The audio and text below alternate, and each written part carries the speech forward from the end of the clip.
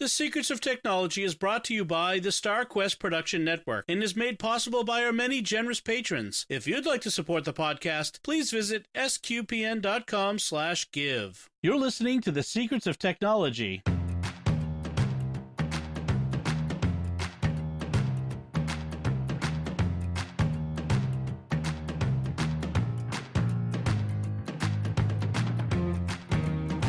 Hi, I'm Don Bettinelli, and you're listening to The Secrets of Technology, where we discuss the technology news that's important to you from a uniquely Catholic point of view. Joining me today on the panel are Father Corey Stika. Hi, Father Corey. How's it going, Dom? Very well. And Joanne Mercier. Hi, Joanne. Hello, gentlemen. Happy week before Holy Week. That's right. So let's see. First, I want to start off with our first story. Just jump right in and get right into it. The disaster that didn't happen is again our first topic. So, in case you didn't know, there was if you're old enough to recall, and maybe some of you aren't, back in 1999, there was this big fear that when 1999 became 2000, many computers had been using a 2-digit year. So instead of saying 1999, it said 99. And then when it rolled over to January 1st, 2000, the computers would think it was January 1st, 1900. And all hell would break loose and everything would be ended, and cats and dogs living in sin. I mean, it would be a disaster. Fire from the sky. And it was a big nothing burger, basically. All the programmers did their job, fixed the Y2K bug. Yes, I was going to say, the Y2K bug was a serious problem. It was real. After billions and billions of dollars and millions of man hours, it got fixed. Right. So... And I remember going to the automatic teller and getting out some money just in case. Yeah. I had a friend who took out thousands of dollars and had barrels of food in his basement. And he overreacted a little bit. So that's extreme. Yeah. And the result, I think, was some ATMs in New Zealand went down. I think it was. Well, I had the credit union I was with at the time for my pickup loan. Their automatic withdrawal computer software hadn't been updated, so it didn't. I got a late fee on a payment that should have been made January 10th, 2000, and I called. Right. Like, oh yeah, that should have been fixed. Oops. Right. So the latest Y2K like bug was the GPS rollover bug. Now here's what it is. So GPS, the Global Positioning Satellite System, it's a network of satellites surrounding the Earth. Put up by the U.S. government, originally for military purposes, but they opened it up for civilian purposes. And they basically do two things. First, they can pinpoint any place on the Earth very accurately using triangulation. The signals, strength, how long it takes a signal from 3 different points, etc. Okay, that's not what's causing this. The other thing they do is they have extremely accurate date and time information, because to set your location accurately, they need to have the time extremely accurately. So the way they calculate it was, they don't send month, day, year, hour, minute, second. They have a number, a 10-bit number that is counting up from an arbitrary date some time ago, 22 years ago, I think it is, actually.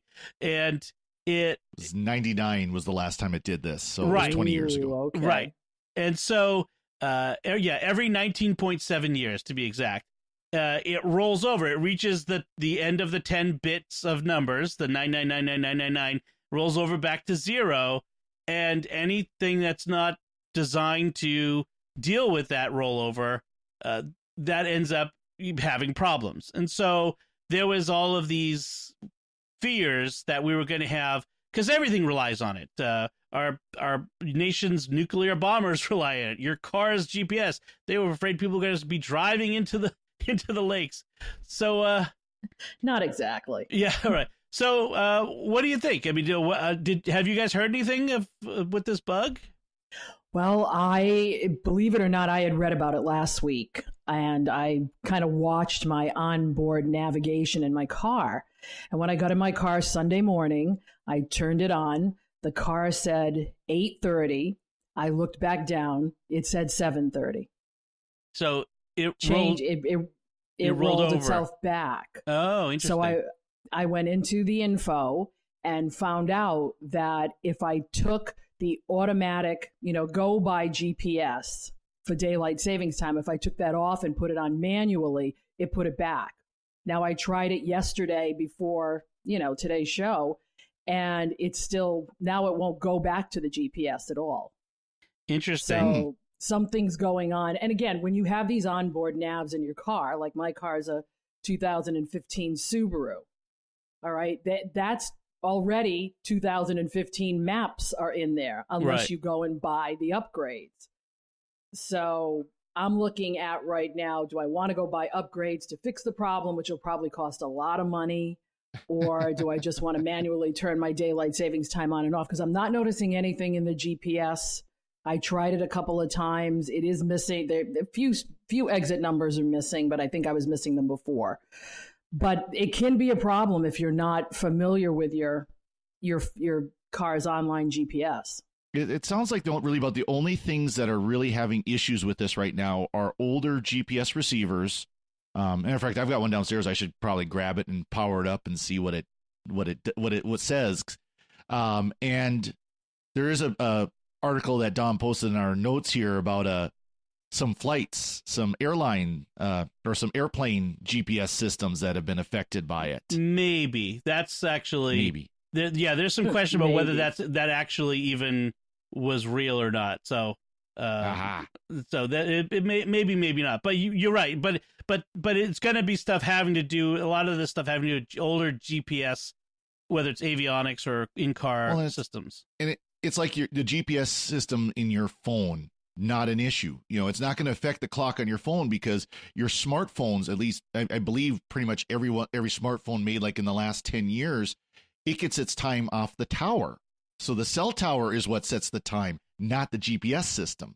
Right. And it's constantly, and your phones are constantly updated, including the maps, which is why I don't use an independent GPS anymore, because it's such a pain. It was always such a pain in the neck every 6 months to update the maps. And it took forever to download this massive file and transfer it via USB across to the Garmin, because that's what I had, was the Garmin GPS. And it was just such a massive pain.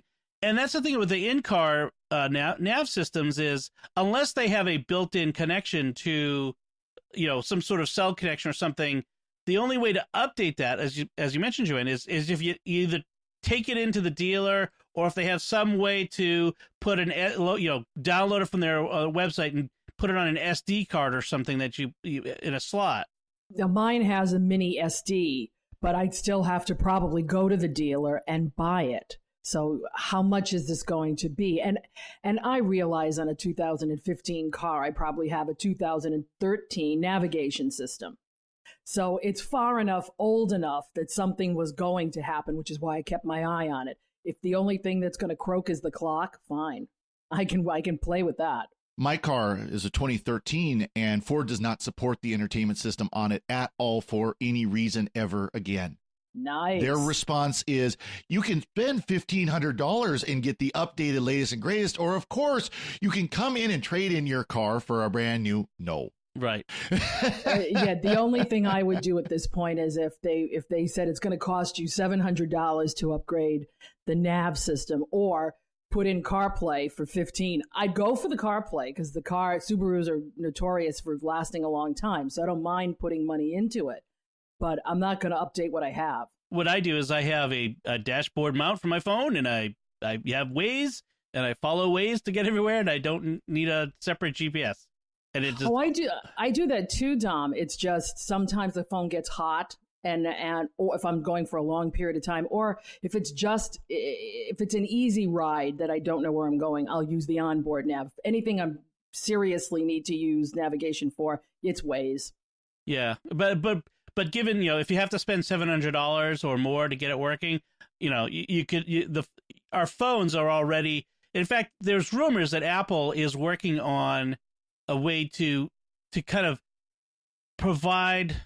How's the best way to put it? This project that they would provide all of the navigational and electronic systems interface. So not just CarPlay, where you can get your phone screen in there, but that the system is running on a version of iOS, and so that it's all, and like what Tesla does, it's always connected to the internet. It's always all the latest updates, and they can push updates even, which is what Tesla does. They could fix stuff by pushing it. I know there's security issues with that, but it's well, my convenience and my security. concern with this is not so much Apple doing it, because as much as it begrudges me to say it as an Android user, that Apple, it has really made, especially in the last couple of years, has made security a priority of their privacy and security.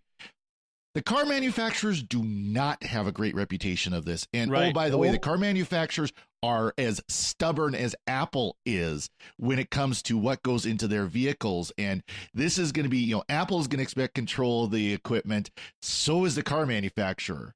Exactly. Subaru didn't give up the ghost and start putting CarPlay in until 2018. So, and it's still being rolled out. My car this year, the version of my car this year, got it in for 2019. So, I mean, I'd rather have CarPlay, because I hate to say it, of everything in my Subaru, the nav is what stinks the most. I mean, it's horrible. Most people agree that most car entertainment and infotainment systems, as they call it terribly, are pretty badly designed from a user interface point of view. And I've heard people say that Android CarPlay, whatever it's called, Android Auto is not much better than most. So I'm kind of It's a little bit better. It is better. Okay. I think it would work. I think it works better on the actual in-car versus you can run it on the phone. Oh, okay. Yeah. It would be better on a screen in your dash, that sort of thing. So very interesting. So, okay. Well, so it's good to know that the GPS rollover was not a problem. It's the tech disaster that didn't happen, according to one headline put it. That's right. The next one is coming up in 2038 when Unix rolls over. So yeah, that's where the Unix epoch ends. An epoch is the when you start with the 0 date, when they first started up the first computer, and it's counting up to a very large number, and it gets to that 99999 and rolls over to 0. Unix started in 1971. 1st of January 1970 is when is zero time for Unix. Okay. And it's when it gets to 2,147,483,647 plus 1. That's when something bad happens. But that's January 19th of 2038. So hopefully we won't be running on 1970 version Unix as the base at that point in another 20 odd years, or 19. Which means they'll get it fixed about 2037. They'll just move Unix to a 64-bit number, so they'll have another century or whatever. It occurs to me that's like 19.7 years from now. So maybe the GPS rollover and the Unix rollover will happen at the same time and really mess everything up. Yes. And all technology just melts down. That's it. Yes. Moving to the woods, kids. All the programmers just give up and become preppers. And banks finally give up on Windows XP. Yeah, yes. Oh, good luck with that. Yeah, banks will finally stop using Windows XP in 2038. All right, so let's move on to our second topic, which is something I brought up and wanted to talk about, which is this idea of a Catholic blog revival, and I bring it up because this is a topic near and dear to my heart, which is Catholic blogging. I started my blog, Catholic blog, quote unquote, back in 2000, the summer of 2001.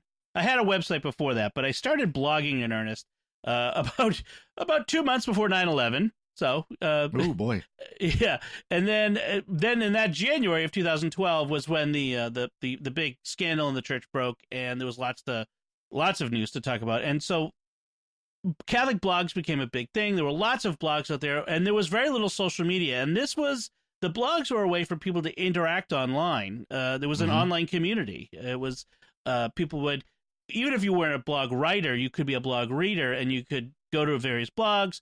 You could read them, you could comment, you could interact with people in the com boxes, and there was a lot of that, and people would carry conversations over from one blog to another. Do you? Yeah, blogging really was kind of the early social media. Yes. Before there were even, and of course there was MySpace at that time, but MySpace, as we understand social media today, was not a social media, not like we understand it today. Not like it is today, yeah. And there were things that were earlier. There was AOL and CompuServe and Prodigy that were sorts of Forums, online communities. Yeah, news groups, which were horrible. If you think Facebook is bad and Twitter are bad now, news groups were worse. Boy. Oh yeah, they were worse. But certainly there was a community that grew up, and there are a couple of reasons that it kind of went away at one point, or sort of declined. The first reason is people became the way we read our blogs were through our RSS feed readers, and I don't want to get into explaining what RSS is. It's a whole nother thing. But people relied on RSS readers, which was a way to have one place where all the new blog posts came in, and you could just read them all in one place. So you didn't have to hop around and load 100 different blogs in your browser in order to find them. And so people became dependent on that. And Google did what Google does, which is they bought a reader. Did they buy Google Reader, or did they make it in-house? I thought they developed Reader. Yeah, I think they developed it in-house.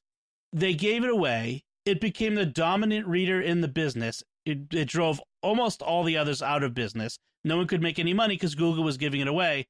And then Google said, yeah, we're done with this. We're shutting it off. And people were like, well, now what? Yeah. So everybody freaked out. Now, did either of you experience this loss of Google Reader thing? Oh, yeah. yes. Oh, yeah. Oh, yes. Very much so. How did you deal with that?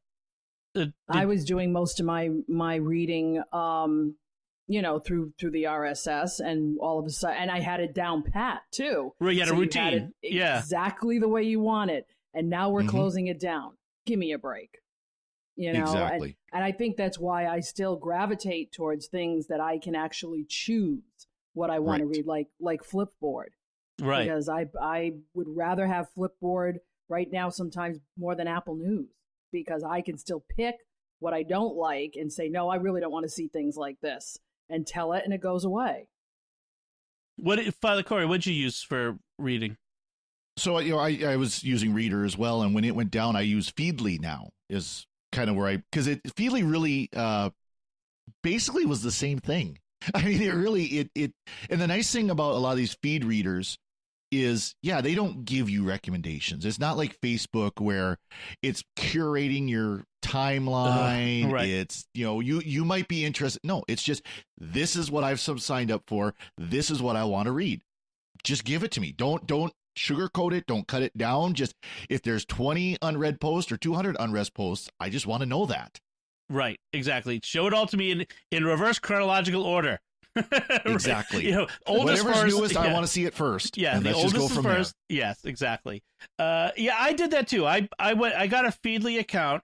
Although the nice thing with Feedly was they allowed you to use other software as the front end. So I had Feedly, and I've had a couple different feed readers over the years. NewsGator, Reader with 2 E's, Mr. Reader, READER. Oh, I remember that. Yep. Yeah, both iOS and Mac have used them, and none have been perfect. And but so that was one of the reasons. So when Google Reader went away, a lot of people couldn't adapt to that. They didn't know how to find a Feedly, or they tried Feedly and it wasn't the same, and it didn't work for them. And so a huge audience for blogs got lost. But the other thing that really killed it, or temporarily killed it, were social networks. So this was about the same time that Twitter and Facebook came along, and really they sort of sucked up a lot of the desire for people to post a thing in public, which included their opinion about what was happening in a news article. I mean, and that's what a lot of blogs were, frankly. Well, especially with Facebook, I can't remember, I think when Facebook first came out, it still kind of restricted the length of your post. But, once Facebook got to the point where you could basically post unlimited length posts, that was blogging. So instead of, linking, read this article, link to it, and then here's my comment. Instead, it's, I'm just going to send out this link to this article and put my comment before it. So you read my comment, and then there's the article at the bottom. Right. And at the time that Facebook was not curating, you were getting everything people were writing in chronological order of most recent first. Unfortunately, that was how you had no choice on that. And what I like to do, I was more gravitating towards Twitter at the time. So I liked being able to put it in 140 characters and be succinct, because when I would blog long, big tomes. Oh, yeah. TLDR. Yeah. So putting it into Twitter was very good, but now Twitter's a wasteland. So yes. Well, and that's kind of what happened is these networks changed over time. So Twitter expanded from 140 to 280, so you get that much more space, which is not a lot more. But it sort of became this wasteland of vituperation and anger and people just trolling each other, and and then you have to be really conscientious about curating your own group of people that you're following. And even then, because everything on almost everything on Twitter is public, you can have a private Twitter, but it's not the same. It doesn't work as far as I can tell work as well. But you get people who just show up and want to harass you for something you're saying to one of your friends. So that's Twitter. Facebook did the whole algorithm thing, and even now, I get so frustrated because I have something like 4,000 Facebook friends, and I know that a large subset of those people are posting regularly because I can see it if I go directly to their profile.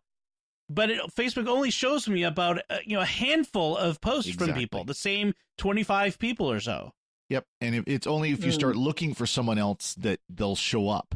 Right, exactly. Right. And then it has encouraged a lot of Facebook posts to have sort of become, they're memes or, stuff I enjoy. Don't get me wrong. Yeah. Or just bare links to things, and it's lost a lot of that personality. And I think there's also kind of a concern politically with both Facebook and Twitter that they have taken a particular political stance, whether you agree with that stance or not. Right. That certain issues, you just don't talk about them on our platform. Or if you do, you're gone.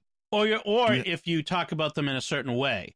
Exactly. And some of that is mainstream Catholic belief is in some ways, the Catholic moral teaching is deemed unacceptable in certain cases, and people are getting banned. They're getting posts taken down. They're getting what's called shadow banned, which is sometimes when you're posting and you don't realize it, but the system is not showing your post to anybody, and so you're just speaking into the void. And who says there's no censorship on there?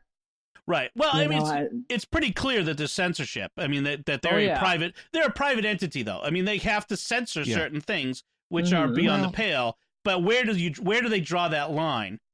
And I say again, it doesn't matter, where you stand on the political divide. It should be concerning you because, okay, today, you may disagree with me and you may be happy because I'm the one being shadow banned. Well, what happens when all of a sudden you're on the wrong side of that issue? Right. Which people never believe that they will be. It's not a question of if, it's a question of when. Right. People never believe that they're going to be the ones subject to that.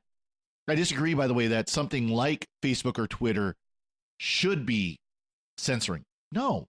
There are things that should be censored. Child pornography and there are things that are blatantly illegal. Right. What I mean is, but that's not what we're talking about. There is a line, but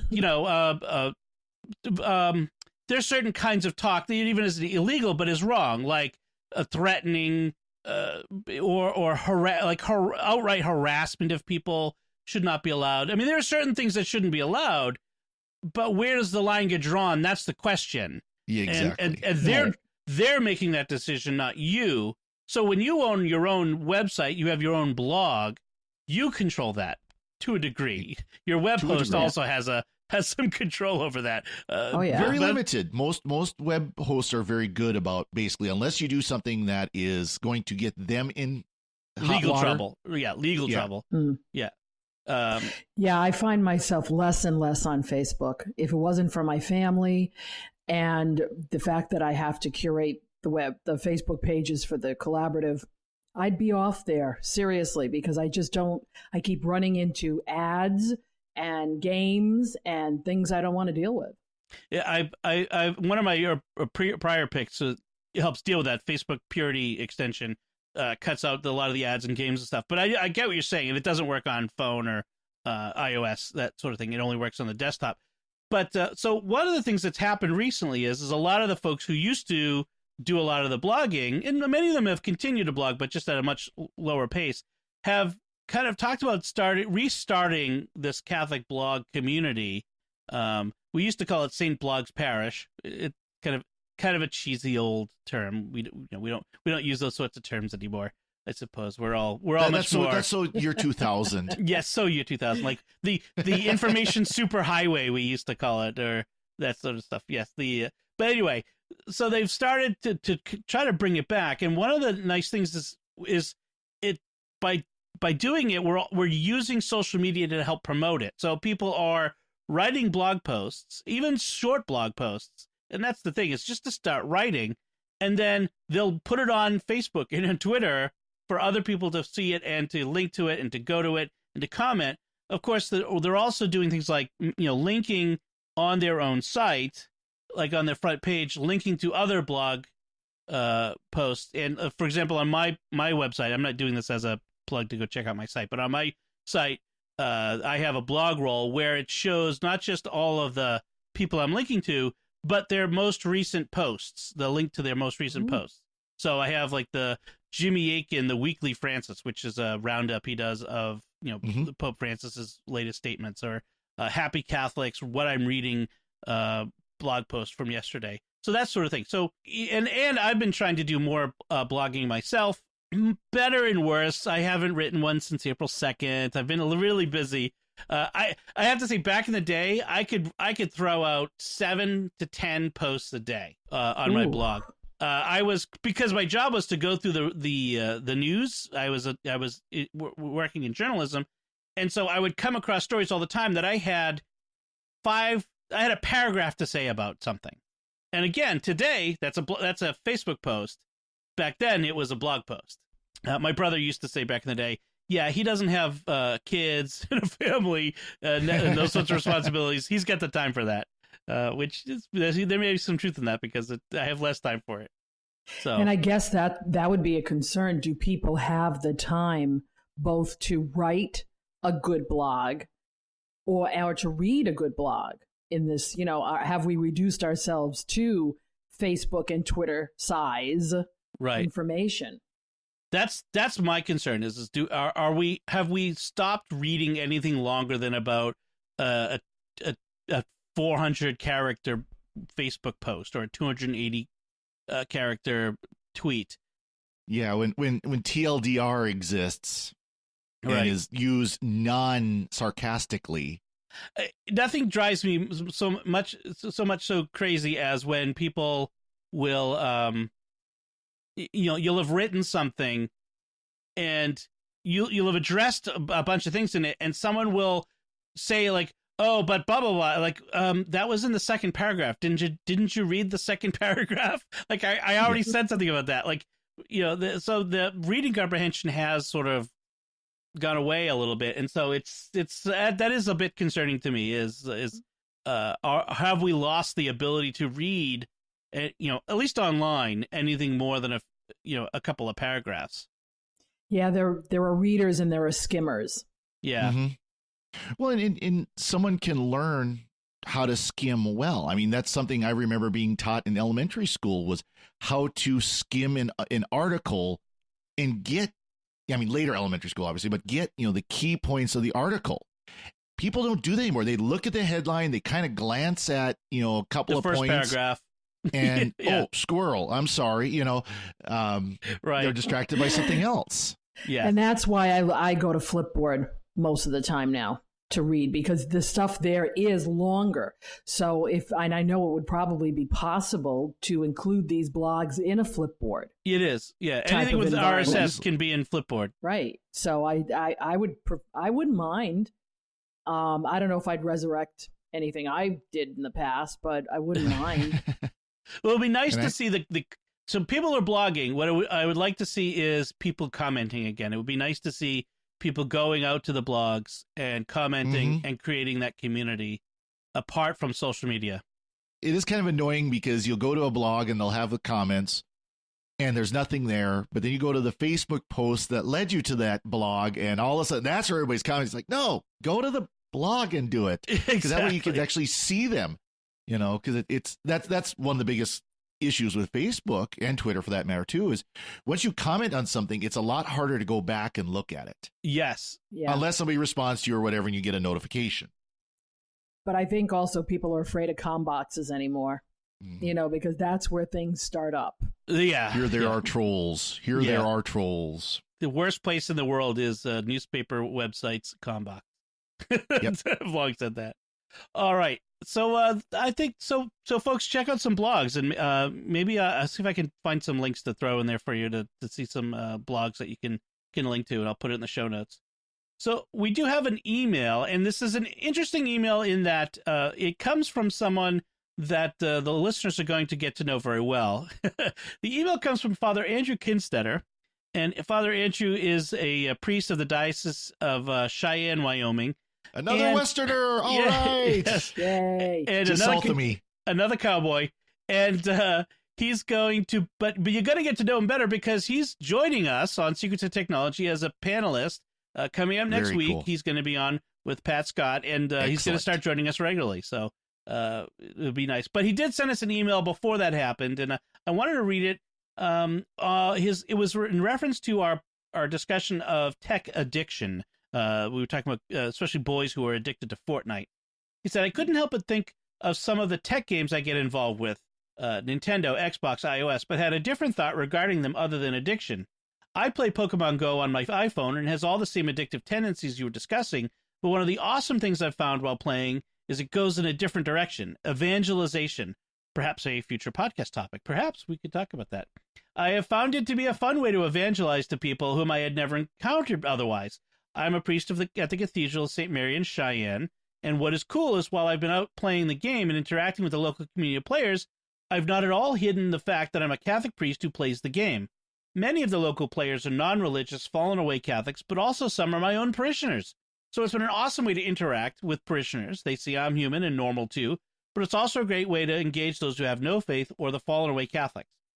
It's been a grace to be able to speak into one of the other local players' life when this person shared with me an unfortunate encounter, conversation with a priest, and the suicide of someone in this person's family.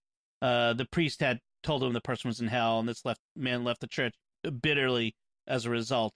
So, and so he was able to clarify the church's teaching and show the church's compassion and sort of help this person get beyond this other priest's what he perceived from this other priest, whatever this other priest actually told him.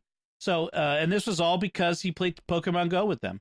So it's a fun idea, and that's one thing I think we tried to emphasize in our discussion was, tech, and we actually, I think it's a funding part of this podcast, is technology is a tool.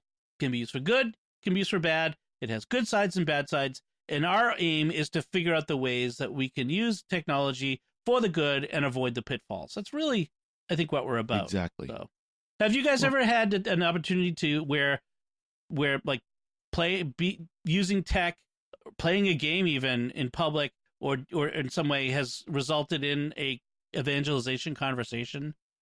I'm trying to think if I've ever had that situation. I don't know if I've really had a lot of that. I mean, it's kind of interesting to have that kind of discussion. Wait, you're a priest who uses technology and understands technology? Right. Yeah. There's some of us out there, I swear, we're not all old fogies who think a cordless landline phone is a modern invention. Yeah. Not all priests are imported from the Middle Ages. Yeah. Yeah, I'm not a gamer, so it wouldn't be through gaming. But my use of technology in my own day job in the parishes has gotten people talking because they don't understand that we can actually use this stuff to reach people. Right. So I'm giving them a little lesson on, yes, you can, and here's how you do it, and it's not that hard. I'm sure Father Andrew and the other priest panelists who we have on this show will agree that it's one thing we don't do well in the church is using technology as a whole for the gospel. Yeah. Well, fax machines are that modern new technology for communicating, right? Oh. Yeah. I'd like to burn my fax machine, but I think the diocese would throw a fit if I did that. Yeah. There's this thing called email. So anyway, yes. Well, thank you, Father Andrew, for your email, and I look forward to talking with you next week on the Secrets of Technology when you join us. So let's move on to our picks of the week then. Joanne, why don't you go first? What's your pick of the week? Well, for those of you who are Apple fans, my pick of the week is the new Apple 30-watt charger. Now, you might think that a 30-watt charger is, you get a charger with everything, with the phone, with the iPad, but the 30-watt is great for the newer iPhones from 8 up and the iPad Pros, even the first generation of iPad Pros. And what it does is it rapid charges. So instead of sticking your iPad in the charge overnight, you can get it done in about an hour and a half. This is the USB-C power adapter? Yes, it's USB-C. It's USB-C to the adapter, right? To the charger, and then you can buy the regular Lightning. Right. And if you have an iPad Pro that has USB-C, and then you get the other one. And you could also charge. You could use this to charge a MacBook or MacBook Air with it too, right? Anything that's USB-C should be able to run off of it. Yep, you can. But I wanted to highlight the fact that if you've got an iPhone 8 and up, you can do it there too. Because it's been saving my hide now as I'm preparing for Holy Week. Right.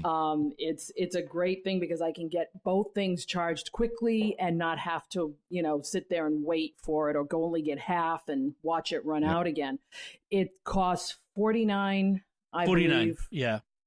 And the other thing, if here's a pro tip.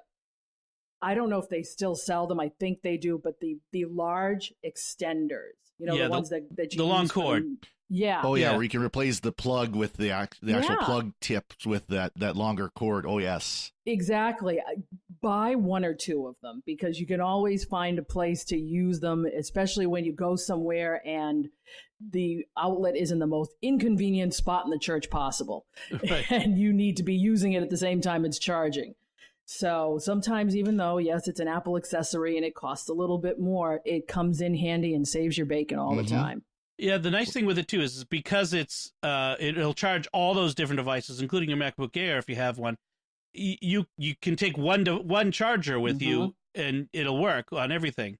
The nice thing about those long cords is also sometimes you have a power strip and the big blocky thing can't fit in it. It's obstructed. Right. But the cord can fit in, and so that makes it a lot easier. That's nice. Funny as I was just trying to sit here think, I know I've got one of those. I've got like the iPad 1, like my old iPad 1. I had bought one of those like way back when, and I still have it around here somewhere. I'm trying to remember where that's at. I need to find that. But I believe it's only a 5-watt or a 10-watt. This is now 30. This is the highest one you can get in this configuration. I was just talking about the extension part. Oh, they used to come with the MacBook Pros. Yeah, every time I've upgraded a MacBook, I've kept that part of the power adapter. Like when I got rid of the computer, or actually I have a stack of them in my closet because I have to recycle them. But I keep that cord because those, like you say, those are like gold. Those are really useful. Now, if they were only MagSafe. Yes. Oh, there you go. Let's pour one out for MagSafe. one thing I will say, of course, again on the Android side, but a lot more phones are supporting the rapid charge like this charger does, and that is so nice. Where you look at your phone, you go, I got 20% left. You plug it in, you come back an hour later, and you're up at 70%. That quick. It's nice. It really is. I'm a big fan of it now. So, Father Corey, what's your pick? Well, my pick is something that's been around for a while. It's something I think we've all probably used, but just was thinking about it today and how much I use it. And they call it G Suite now. It used to be Google Apps is what they used to call it. And I still have in my fathercorey.org Google account, I still have the grandfathered free account. Now you have to pay for it, but it's still not much. It's like $6 a month for the basic account. It comes with, of course, the Google Docs, Google Spreadsheet, Google Presentation, their PowerPoint equivalent, storage, Gmail, of course, all these different tools and applications that you can do. The more you pay, the more fancy stuff you can do.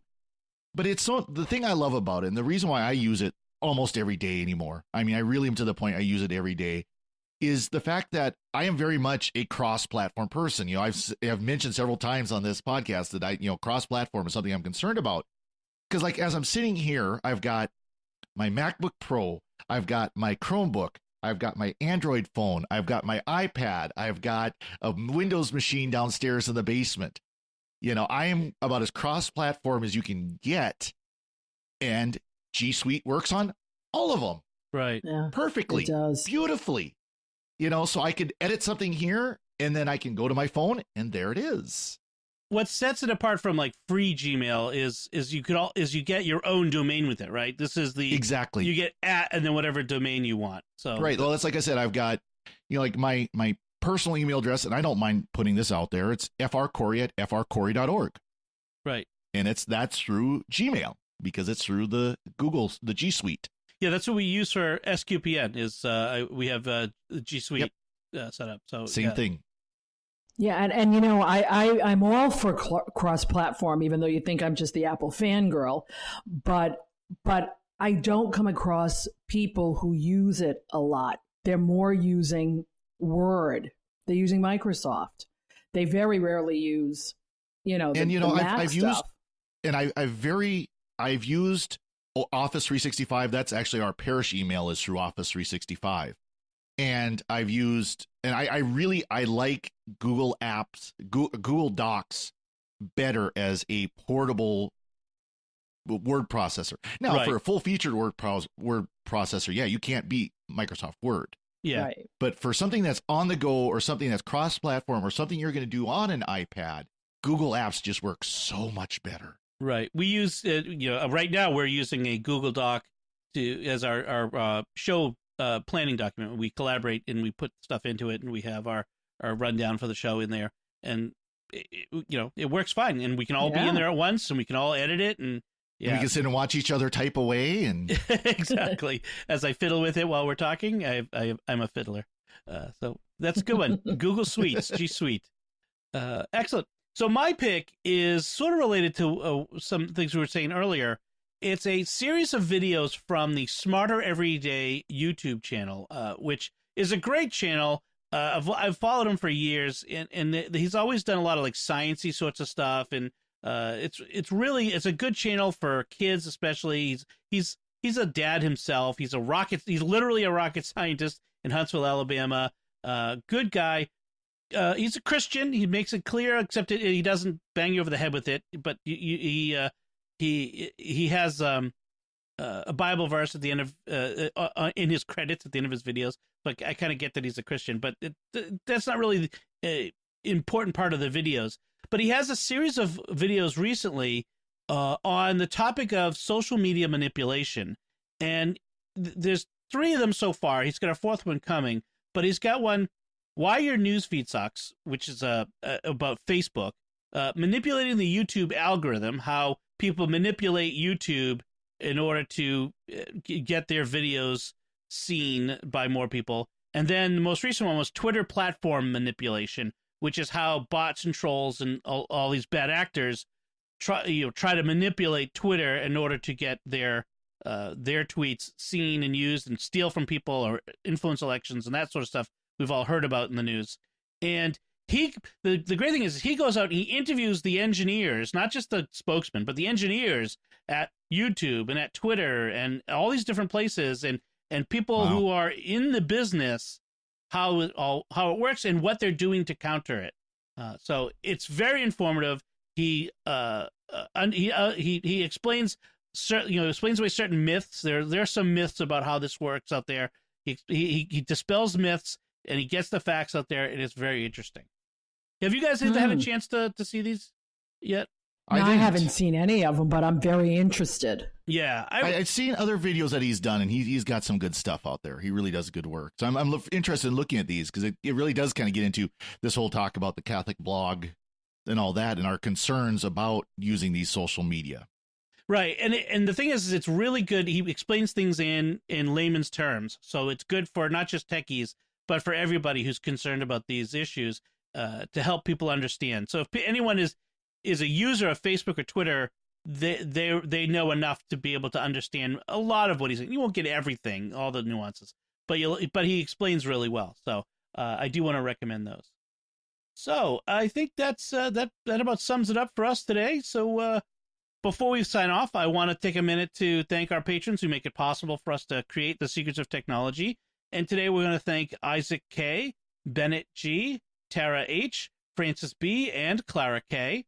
Through their generous donations at sqpn.com/give, they make it possible for us to continue to make the Secrets of Technology and all the shows we do at StarQuest. And you could join them in supporting what we do by visiting sqpn.com/give.